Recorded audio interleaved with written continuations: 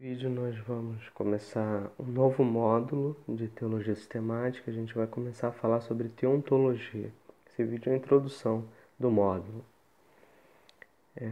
E nós vimos já em outros vídeos, quando a gente falou sobre a introdução de teologia sistemática, que a gente pretendia dividir a nossa teologia sistemática em três partes, né? Segundo o credo apostólico, falar sobre Deus Pai, a nossa criação, depois sobre Deus Filho e a nossa salvação, e por último sobre o Espírito Santo e a nossa santificação.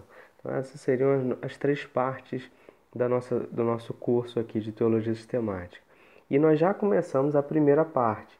A gente fez uma introdução geral e depois a gente entrou logo em Bibliologia.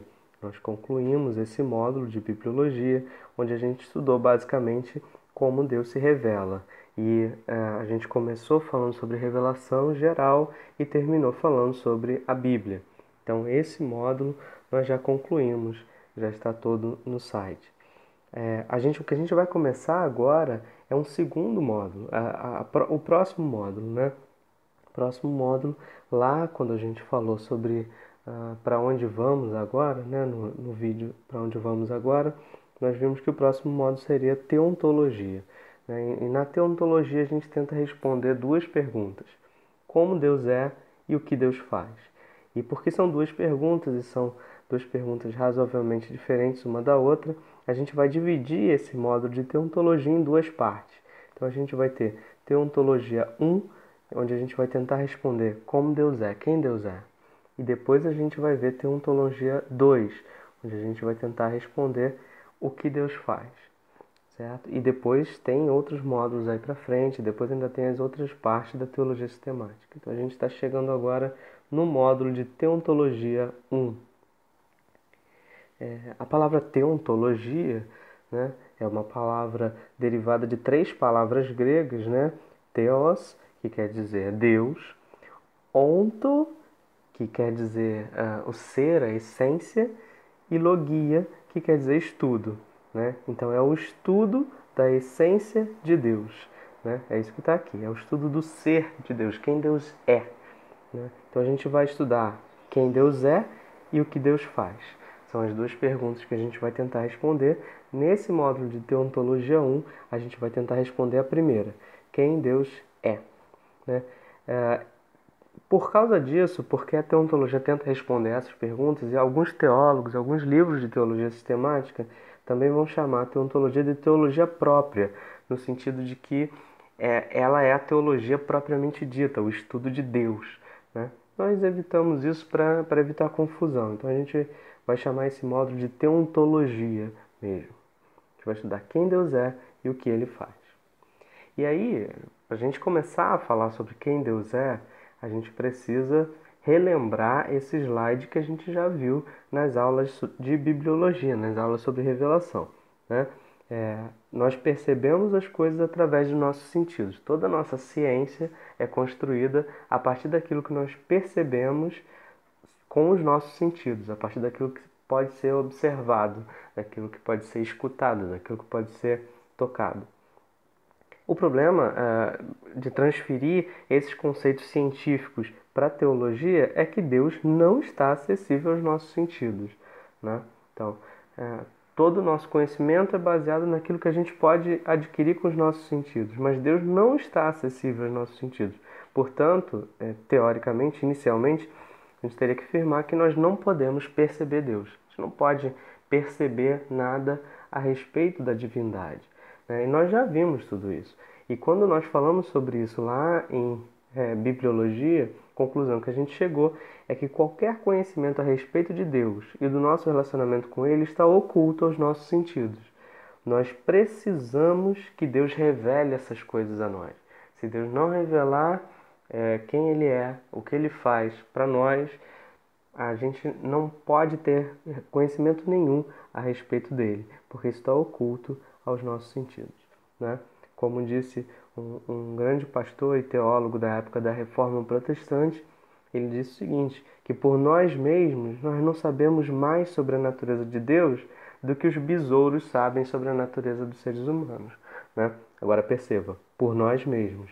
O que ele está falando é que a parte da revelação nós não podemos conhecer a Deus, mas nós temos a revelação. E é isso que faz a diferença, né?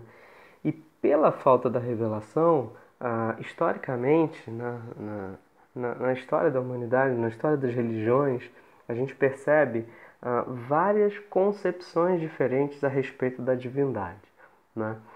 E eu tentei organizar elas aí num quadrinho, né? Então, primeira pergunta, Deus existe? Se ele existe, quantos deuses são, né? Então, a resposta para essa pergunta é ou zero, ou um, ou muitos. Ou muitos. É, é, então, aqueles que acreditam que Deus não existe, né, nenhum Deus, são chamados ateus, é o ateísmo, né? O ateísmo é a religião que tem como dogma principal o dogma de que Deus não existe, certo? É um dogma para eles não provam isso, eles simplesmente acreditam nisso pela fé. Então isso é o ateísmo, a definição de ateísmo. Do outro lado, a gente tem aqueles que acreditam que existem muitos deuses, né? É o que a gente chama de politeísmo. E dentre esses que acreditam que existem muitos deuses, a gente ainda tem uma divisão. Alguns acreditam que existem muitos deuses e que os deuses são infinitos, ou seja, cada vez vão existindo mais e mais deuses. Por outro lado, outros acreditam que existem muitos deuses, mas que o número dos deuses é finito, né? Esses são os que a gente chama de pagãos, né? O paganismo, né? Classicamente eram chamados de pagãos, né?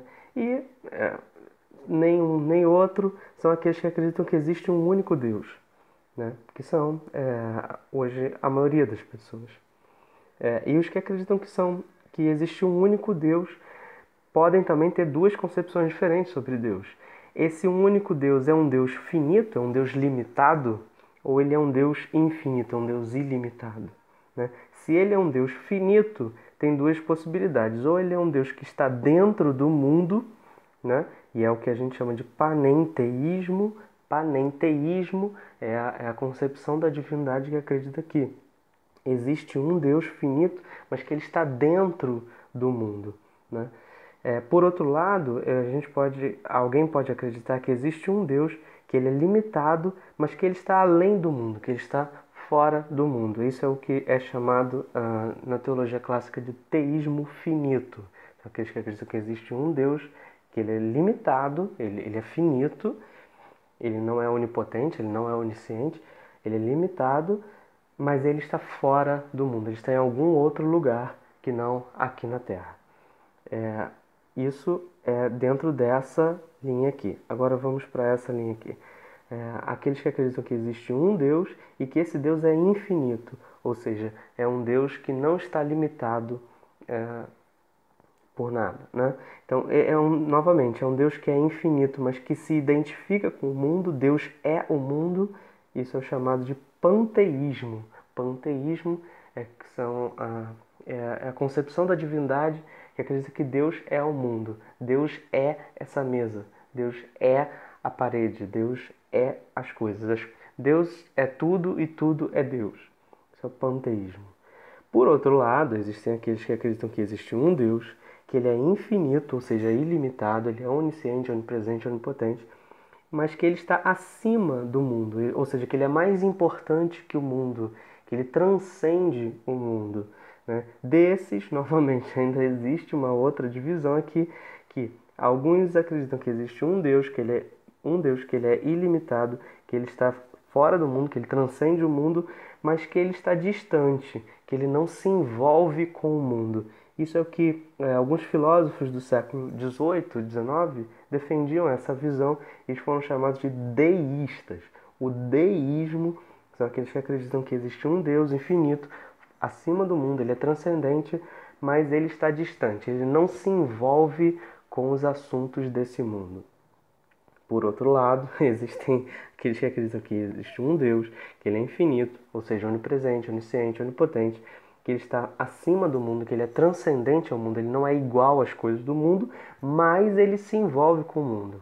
Ele é transcendente, Deus não é essa mesa, mas Deus age sobre essa mesa, certo? Deus está acima do mundo, mas ele se envolve com o mundo. É um Deus infinito, mas um Deus pessoal. É um Deus que é transcendente, mas que também é imanente. Esses são os teístas, né? E é dentro dessa linha aqui que nós temos as principais religiões teístas, monoteístas no mundo, né?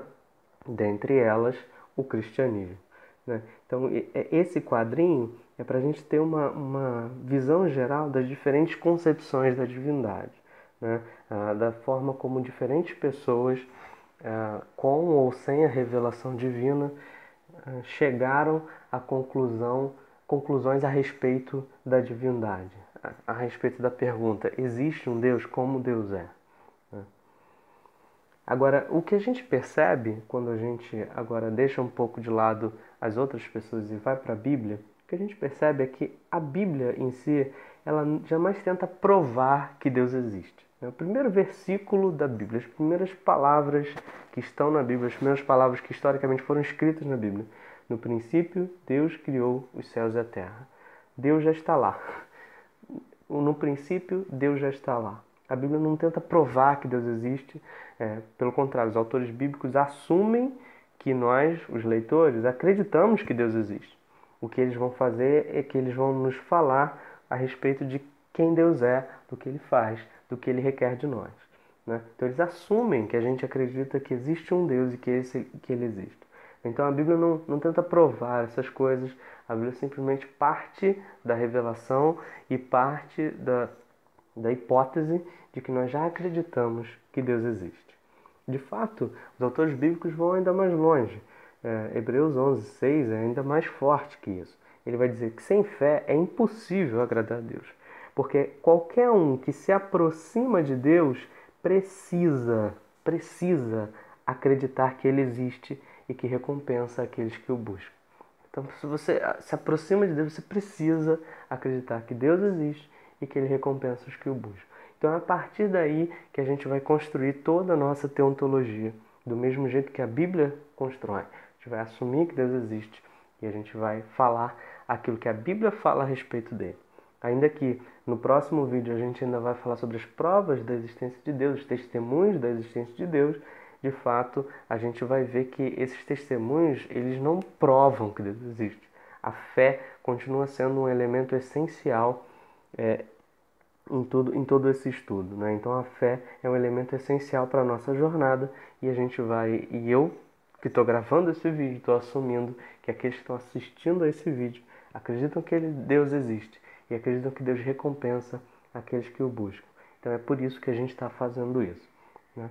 Então, nos próximos vídeos a gente vai falar um pouco mais sobre quem Deus é, o que Ele faz e daí para frente. E a gente vai construir toda a nossa teologia sistemática a partir daquilo que a Bíblia afirma sobre quem Deus é.